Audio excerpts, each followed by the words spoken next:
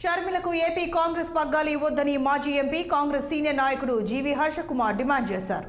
YCP ప్రభుత్వ హయాంలో ఎస్సీలపై దాడులు అధికమయ్యాయన్న ఆయన జగన్ను గద్దె దింపేందుకు దళితులంతా సిద్ధంగా ఉన్నారని తెలిపారు. దళితుల ఆశలపై జగన్ నీళ్లు చల్లుతున్నారని, సొంత మనుషులకు వేలాది ఎకరాలను దారాదత్తం చేస్తున్నట్లు చెప్పుకొచ్చారు.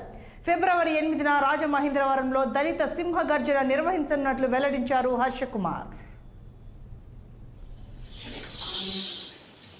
అందరికీ తెలుసు, ఫిబ్రవరి 8వ తారీఖున దళితుల సింహ గర్జన అన్నది తలపెట్టడం జరిగింది.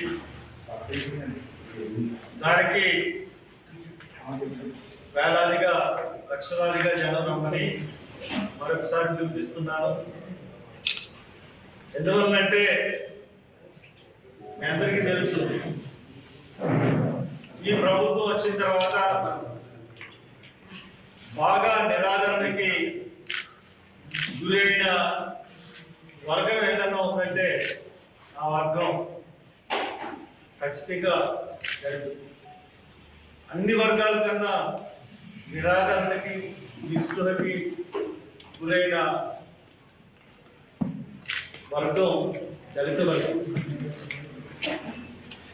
ఇది ఘంటాపదంగా చెప్పగలను. ఘంటాపదంగా చెప్పకుండానే ఎవరు ఏది సాధికార యాత్రలు చేసినా కానీ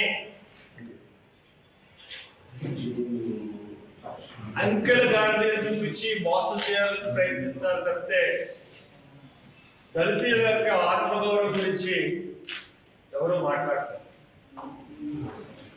ముఖ్యంగా మాకు ఆత్మగౌరవం కావాలి. రేపు ఆ సభ ఆ ఆత్మగౌరవాన్ని ప్రస్ఫుటిస్తుంది. తెలంగాణ ప్రభుత్వం INPR పై ఫోకస్